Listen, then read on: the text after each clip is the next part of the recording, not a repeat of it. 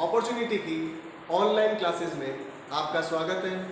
चौहान राजवंश के क्रम में आज हम जालोर के चौहान और अलाउद्दीन खिलजी के संघर्ष के बारे में बात करेंगे।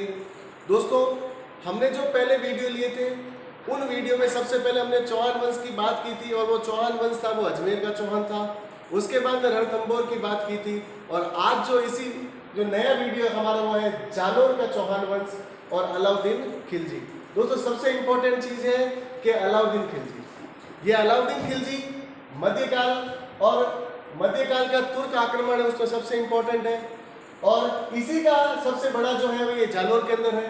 तो हमें याद रखना पड़ेगा अलाउद्दीन खिलजी का, क्योंकि हमारे भारत के इतिहास में सबसे महत्वपूर्ण योगदान है वो अलाउद्दीन खिलजी का रहा है मध्यकाल में। दोस्तों, अलाउद्दीन खिलजी के बारे में ऐसा कहा जाता है कि जोधपुर के ताम्रपत्र शिलालेख में अलाउद्दीन खिलजी को सबसे ज्यादा शौर्य तथा पराक्रमी योद्धा के रूप में इसको बताया गया है। दोस्तों, हमें याद रखना है अलाउद्दीन खिलजी के बारे में, अलाउद्दीन खिलजी के संघर्ष के बारे में, परंतु उससे भी ज्यादा हमारा राजस्थान के लिए इंपॉर्टेंट रहेगा जालोर। और जालोर में सबसे पहले बात करते हैं जालोर के चौहान राजवंश की उत्पत्ति कैसे होती है। बेसिक हमारे लिए बहुत इंपॉर्टेंट है। तो सबसे पहले बात करते हैं जालोर के चौहान वंश। दोस्तों, एक परमार कुल था और इस परमारों के सामंत थे जिसका नाम था अलहन चौहान और इन्हीं अलहन चौहान के पुत्र का नाम था कीर्तिपाल चौहान।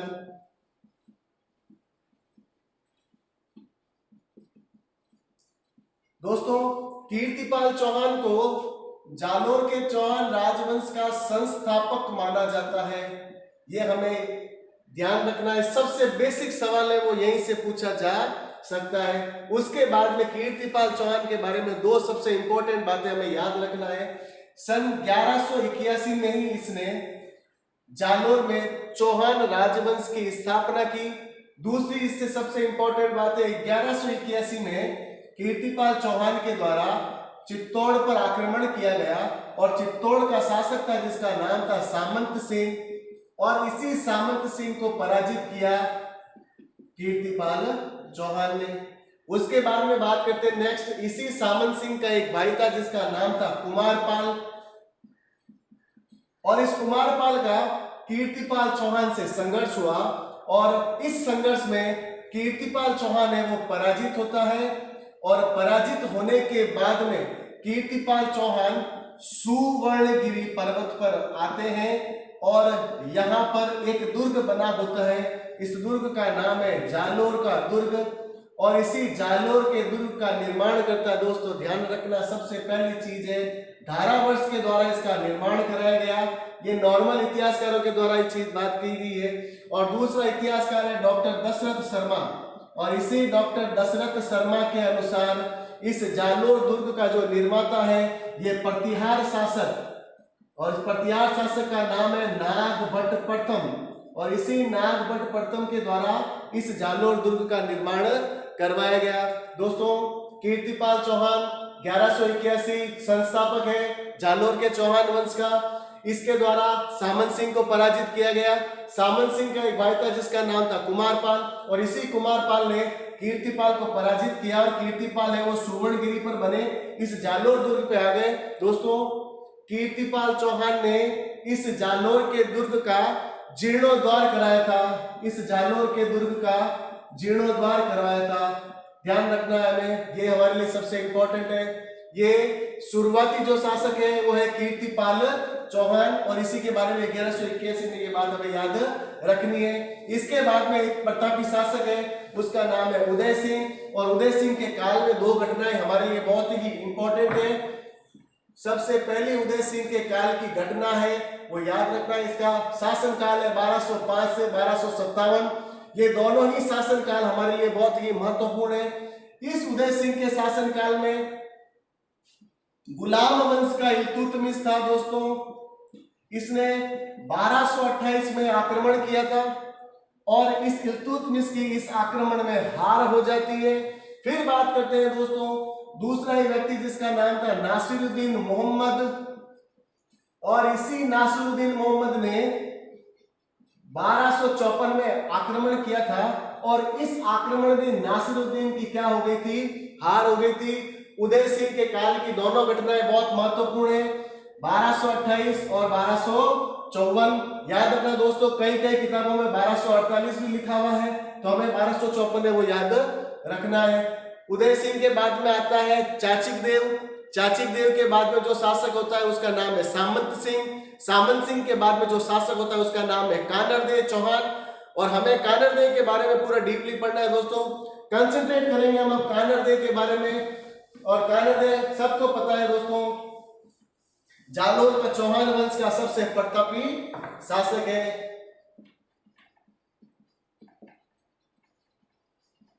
इन कानरदेव चौहान को कानरदेव सोनग्रा भी कहा जाता है, क्योंकि सुवर्णगिरी पर इनका पूरा उदय हुआ, इसकी वजह से इन्हें सोनग्रा चौहान भी कहते हैं। इधर बात करते हैं कानरदेव चौहान की, और कानरदेव चौहान का कार्यकाल है वो 1315 से 1311 तक है। दोस्तों हमने जो दूसरा वीडियो बनाया था, उस वीडियो में हमने अलाउद्दीन खिलजी की बात की थी, और इस अलाउद्दीन खिलजी के बारे में ऐसा कहा गया कि इनके दो सेनापति थे, उलुग खां और नुसरत खां, और ये दोनों जब आपस में मोहम्मद शाह और के हमरू से लड़ लिए थे, तो उसके बाद की जो घटना है वो सबको पता है। तो हम यहाँ पर यही बात करेंगे कि कानरदेव चौहान और अलाउद्दीन का संघर्ष ये कैसे चालू हुआ, कौन कौन से इतिहासकारों ने इनका है वो वर्णन किया है। तो सबसे पहले अगर मैं दोस्तों बात करता हूं तो वो है कानरदेव प्रबंध के अनुसार, और सबको पता है कानरदेव प्रबंध है वो पद्मनाभ के द्वारा लिखा गया। दोस्तों इसके अनुसार इन्होंने कहा कि 1299 में अलाउद्दीन खिलजी का एक गुजरात अभियान हुआ था, और उस गुजरात अभियान में जब अलाउद्दीन खिलजी गुजरात जा रहा था तो बीच में जालोर आता है, और उस समय जालोर का शासक था जिसका नाम था कानरदेव सोनग्रा। और यही कानरदेव सोनग्रा जो था, इसने गुजरात जाते हुए इन सेना को रास्ता नहीं दिया था, ये हमने पहले वीडियो में बात कर ली थी। और उसके बाद में ये सेना वापस लौट रही थी, और लौटने के बाद में इनके सैनिकों को जेता तथा देवड़ा के द्वारा लूटा गया। तो दिखती बात है यहाँ पर अलाउद्दीन खिलजी प्रसन्न तो होगा नहीं, इससे नाराज होगा। तो ये भी एक इसका है सबसे इंपॉर्टेंट कारण है अलाउद्दीन खिलजी और कानरदेव के संघर्ष के बारे में। और दूसरा जो सबसे इंपॉर्टेंट माना जाता है उसका नाम है अमीर खुसरो, और इस अमीर खुसरो के अनुसार ऐसा कहा जाता है अलाउद्दीन खिलजी की राजनीतिक महत्वाकांक्षा की वजह से इसने जालोर पर या कानरदेव पर आक्रमण किया। दोस्तों ये दो हमारे लिए महत्वपूर्ण भी है। देखो हमारे एग्जाम में सवाल पूछने का ट्रेंड बिल्कुल चेंज हो चुका है दोस्तों। अब सवाल हमें सीधे सीधे नहीं मिलेंगे, अब हमें सवाल 4 है वो ग्रुप के अंदर मिलेंगे। तो दोस्तों ध्यान रखना है, हमें एक एक बात यहाँ से नोट करनी बहुत जरूरी है, क्योंकि सबसे ज्यादा जो डीप में जो सवाल पूछा जाएगा, चाहे वो पटवार हो, चाहे वो कांस्टेबल हो, चाहे वो आरएस हो, तो राजस्थान के इतिहास से सबसे ज्यादा वो डीप में सवाल पूछेगा। दोस्तों तीसरी और सबसे इंपॉर्टेंट बात है वो है एक इतिहासकार है जिसका नाम है फरिश्ता, और इसी फरिश्ते की रचना जिसका नाम है तारीख है फरिश्ते, और इसी तारीख के फरिश्ते के अनुसार दोस्तों देखो बहुत इंपॉर्टेंट चीज है फरिश्ते के अनुसार। यहां हम जो बात करेंगे वो पूरे कानरदेव सोनग्रा के संघर्ष के बारे में बात करेंगे, ये फरिश्ते के अनुसार। फरिश्ता ने दोस्तों फरिश्ता के ग्रंथ का नाम आपको पता है तारीख ए फरिश्ते, और इन्हीं तारीख ए फरिश्ते के अनुसार हमें देखना है कि अलाउद्दीन खिलजी और कानरदेव का संघर्ष कैसे हुआ।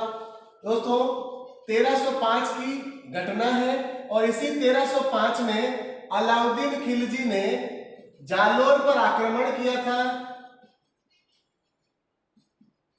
और जालोर पर आक्रमण किया। तो जालोर पर आक्रमण करने से पहले सबसे पहले जालोर की जो चाबी है वो ताला खोलने के लिए सिवाना जाना पड़ता है, और इस सिवाना पर आक्रमण करता है। और इस अलाउद्दीन का जो सेनापति था, इस सेनापति का नाम था आइन ए मुल्क।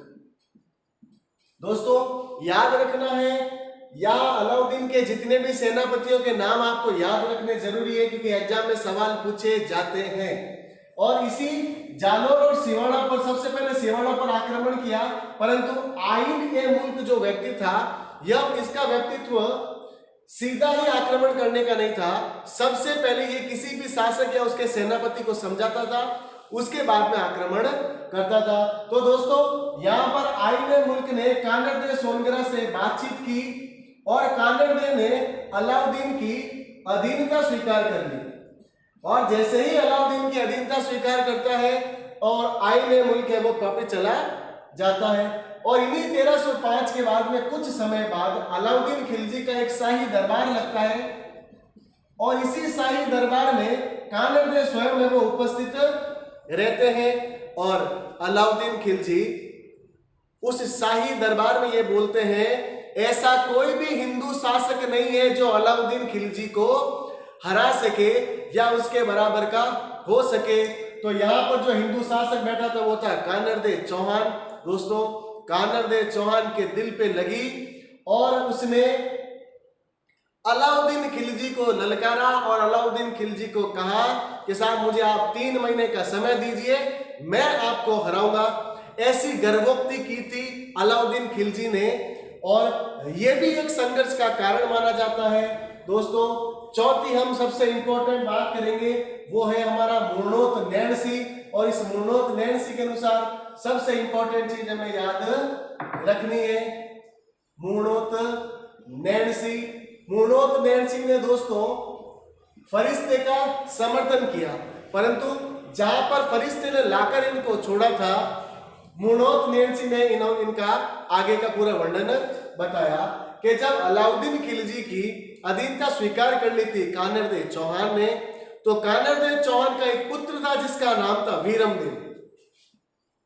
और इस वीरमदेव की जो नियुक्ति है ये कानरदे करता है अलाउद्दीन खिलजी के दरबार में। और यहाँ पर नियुक्ति के जस्ट बाद कानरदे वापस से वो जालोर आ जाता है और वीरमदेव है वो यहाँ पर अलाउद्दीन के साथ में काम करता है। और इधर जो अलाउद्दीन खिलजी है, इस अलाउद्दीन खिलजी की एक पुत्री थी जिसका नाम था फिरोजा और ये भी दरबार में आती थी जाती थी। एक बार इस फिरोजा की जो नजर ये पड़ती है वीरमदेव पर। दोस्तों ऐसा कहा जाता है 7 फीट का है वीरमदेव, हाइट बॉडी जोरदार, ऋतिक रोशन से भी तगड़ा इसका शरीर। और फिरोजा जो है वो वीरमदेव के सामने देखते ही पहले ही बार में टकटकी लगाकर फिरोजा है वो प्यार कर बैठती है। इन दोनों के बीच में प्रेम प्रसंग हो जाता है। दोस्तों ये सवाल कई बार इनके प्रेम प्रसंग का एग्जाम में पूछा जा चुका है। तो देखो दोस्तों सबसे पहले हमने प्रेम प्रसंग की बात की, वीरराज चतुर्थ की। अब हम बात करेंगे प्रेम प्रसंग फिरोजा और वीरमदेव का। ये सवाल दोनों एग्जाम में पूछे जा चुके हैं। अब फिरोजा और वीरमदेव, फिरोजा जो स्वयं है वो वीरमदेव से है वो प्रेम करने लगी, परंतु ये जो प्रेम था वो एक पक्षीय प्रेम था। कारण ये था कि वीरमदेव की जो स्वयं की जो सगाई है वो रूपा नाम की एक लड़की से हो गई थी और रूपा थी जालोर की। फिरोजा ने अलाउद्दीन खिलजी को कहा कि पिताजी आप मेरा जो निकाह है वो वीरमदेव से करवा दें। तो अलाउद्दीन खिलजी ने कहा भाई हम तुर्क है और ये हिंदू है, तुर्कों और हिंदुओं का हमारा किस तरीके का ऐसा वैवाहिक संबंध नहीं हो सकता। परंतु दिखती बात है फिरोजा है बेटी और अपने बच्चे की इच्छा पूरी करने की हर पिता की होती है एक मजबूरी। तो अलाउद्दीन खिलजी वीरमदेव को कहता है वीरमदेव आप मेरी पुत्री से विवाह कर लीजिए। तो सबसे पहली बार में वीरमदेव है वो मना कर देता है। जैसे ही वीरमदेव मना करता है फिरोजा वो नाराज हो जाती है और अपने पिता को आत्मदाह की धमकी दे देती है। बेचारा अलाउद्दीन खिलजी करे तो करे क्या। अलाउद्दीन खिलजी अपनी बहन, याद रखना अलाउद्दीन खिलजी ने इनकी बहन जिसका नाम है गुलबदिस्ता, और इस गुलबदिस्ता को जालोर भेजा। याद रखना ये अलाउद्दीन खिलजी की बहन है गुलबदिस्ता। कई कई किताबों में लिखा हुआ दोस्तों धाइमा। हमें याद रखना ये अलाउद्दीन की बहन है जो फिरोजा की बुआ है और ये जालोर जाती है कानरदे के पास में और कानरदे को एक नारियल भेंट करती है कि अलाउद्दीन खिलजी ने अपनी पुत्री का विवाह है वो आपके पुत्र वीरमदेव से करना चाहते थे। कानरदेव गुल बदिस्ता से कहते हैं कि मेरे पुत्र की जो उम्र है वो 21 साल है, सारे फैसले मेरे पुत्र के होते हैं, मैं तो मात्र उसकी शादी करवा सकता हूं। उसके बाद में कानरदेव और कहता है कि तुम्हारा तुर्क और हिंदुओं का हम किस तरीके का विवाह है ये हम स्वीकार नहीं करते हैं। अगर मेरा पुत्र स्वीकार कर रहा है तो मुझे ये स्वीकार्य है, क्योंकि वीरमदेव ने तो पहले ही मना कर दिया। ये गुल बदिस्ता जैसे ही मना करता है ये वापिस चली जाती है अलाउद्दीन खिलजी के पास में। अलाउद्दीन खिलजी को कहती है कि भाई साहब कानरदेव जी ने ये बात बोली है, फिर से फिरोजा है वो आत्मदाह की धमकी देती है। ऐसे करके बेचारा अलाउद्दीन खिलजी इतना ज्यादा परेशान हो जाता है कि वीरमदेव को कैद कर लेता है और इसको तरह तरह की यातनाएं दी जाती है। वीरमदेव को यातनाएं देने के बाद में वीरमदेव ने एक बार के लिए हाँ भर दी कि मैं है वो फिरोजा से शादी करूंगा। परंतु दोस्तों कैसे भी करके रात्रि का मौका पाकर वीरमदेव है दिल्ली से मंडोर एक्सप्रेस में बैठकर जोधपुर आ जाता है और जोधपुर से मालानी एक्सप्रेस पकड़ता है, वहां से रास्ते से सीधा जालोर पहुंच जाता है। दोस्तों याद रखना है एक बार वीरमदेव ने हाँ भरा, कारण क्या है, यातनाएं ज्यादा सहन नहीं कर पाया। वीरमदेव ने जैसे ही हाँ कहा वीरमदेव भागकर जालोर चला गया और पीछे अलाउद्दीन खिलजी को पता चला वीरमदेव भाग गया है। तो दिखती बात है अलाउद्दीन खिलजी खुश तो नहीं होगा, तो अलाउद्दीन खिलजी यहाँ पर नाराज हुआ। तो यहाँ पर भी युद्ध का एक प्रमुख कारण जो है वो में याद रखना है। तो मुर्नोत नैन्सी और फरिश्ते के अनुसार ये दोनों चीजें हमारे लिए इंपॉर्टेंट है। अब हम बात करते हैं जालोर अभियान के बारे में। जो हमारा मुख्य आकर्षण है वो है जालोर का अभियान। तो जालोर का अभियान पढ़ने से पहले हमें याद रखना है सबसे पहला जो 1308 में जो आक्रमण किया था वो किया था सिवाना पर, और 1308 में जब आक्रमण किया तो सेनापति जो होता है ये होता है कमालुद्दीन गुर्ग। दोस्तों 1305 में जब आक्रमण किया था सिवाना में उस समय सेनापति था आइन ए मुल्क। ऐसा ही एक सवाल है वो पूछा गया कि दूसरा आक्रमण जब हुआ था उस समय सेनापति कौन था। दोस्तों याद रखना दूसरे आक्रमण में सेनापति कमालुद्दीन गुर्ग था और सबसे पहले ही ऑप्शन में आया था आइन ए मुल्क, और हम लोग आइन ए मुल्क पे क्या करते हैं, टिक कर देते हैं, जबकि आंसर होगा कमालुद्दीन गुर्ग। ये दूसरा आक्रमण था 1308 में, क्योंकि पहले आक्रमण में आपको याद होना चाहिए कि अलाउद्दीन की अधीनता स्वीकार कर ली थी कानरदेव ने, तो दिखती बात है कोई तरह का आक्रमण हुआ ही नहीं यहाँ पर। अब कमालुद्दीन ने सिवाना के दुर्ग पर आक्रमण किया और सिवाना पर घेरा डाल दिया, और सिवाना का जो शासक था जिसका नाम था शीतल देव, और इस शीतल देव ने दुर्ग के दरवाजे बंद कर दिए। कमालुद्दीन गुर्ग 4 महीने तक इस दुर्ग पर घेरा डाले हुए रहा, परंतु यहाँ पर कोई तरह की इसको है वो सफलता नहीं मिली। अब बहुत ज्यादा परेशान होने के बाद में कमालुद्दीन गुर्ग ने अपनी कूटनीति का प्रयोग किया और इसी दुर्ग में एक व्यक्ति था जिसका नाम था भावले सरदार, और इस भावले सरदार को प्रलोभन दिया कि अगर तुम मुझे इस दुर्ग के गुप्त मार्ग बता दोगे या जलकुंड का मार्ग बता दोगे तो मैं आपको सिवाना के दुर्ग का है वो शासक बना दूंगा। तो भावले सरदार है वो इनके झांसे में आ गया कमालुद्दीन गुर्ग के, और प्रलोभन दिया। प्रलोभन देने के बाद में शीतल देव के जो जलकुंड थे वो जलकुंड बता दिए, और इसी जलकुंड में दोस्तों कमालुद्दीन गुर्ग को पता है ये हिंदू शासक है, और हिंदू शासक गौ को अपनी माता मानते थे, और गाय को मारकर उसके मांस को तथा उसके खून को है वो जलकुंड में बहा दिया।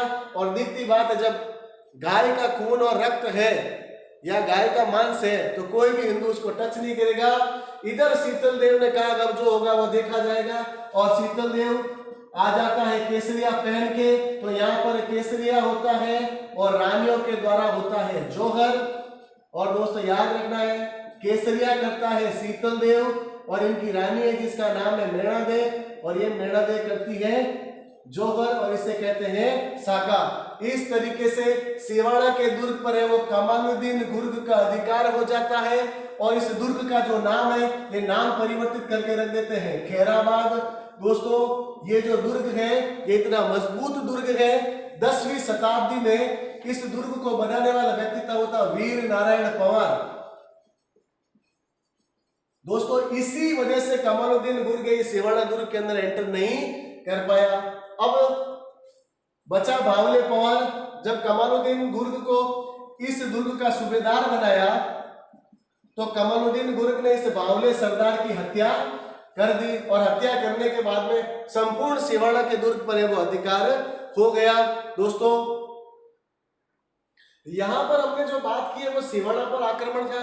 और दोस्तों कमालुद्दीन गुर्ग जो है इसको सूबेदार बना दिया जाता है और इस दुर्ग का जो नाम ये रख देते हैं खैराबाद। जब 1308 में ये है, अब दिखती बात है सिवाना की चाबी तो कमालुद्दीन के पास आ गई। अब जाना है काला खोलने और काला है वो जालोर का दुर्ग। देखो दोस्तों अब किस तरीके की ये जालोर में है वो आक्रमण करते हैं। ये बावले सरदार वाला सवाल हमारे एग्जाम में पूछा गया है। दोस्तों खैराबाद वाला सवाल हमारे एग्जाम में पूछा जा चुका है।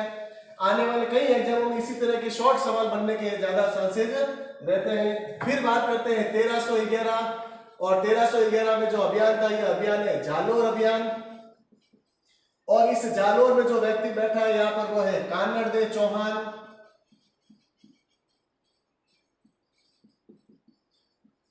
और यही 1311 में अलाउद्दीन खिलजी के आदेश में कमालुद्दीन गुर्ग ने आक्रमण किया जालोर पर। तो सेनापति कौन हो गया? कमालुद्दीन गुर्ग।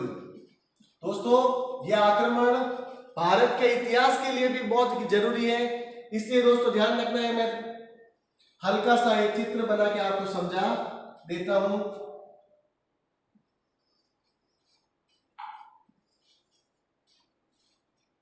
जालोर का जो दुर्ग है, इस दुर्ग के जो नीचे हैं ये शहर के लोग यहाँ पर निवास करते हैं। दोस्तों मेरी चित्रकला थोड़ी सी वीक है, आप फिर भी मेरी भावनाओं को समझ लेना। ये समझ लीजिए दोस्तों जालोर का जो दुर्ग है और इस जालोर के दुर्ग में है वो कानड़देव चौहान है वो निवास करते हैं।